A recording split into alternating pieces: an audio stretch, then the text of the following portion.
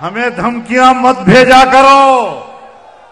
धमकियों से हम डरते नहीं, हम बिगड़ते हैं। हम तो तहम्मुल का मुजाहरा कर रहे हैं। हमने तो इन जियालों को काबू रखा हुआ है,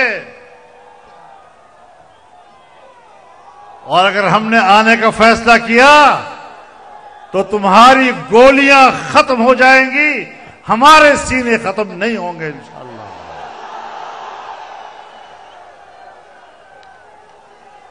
धमकियां न भेजा करो।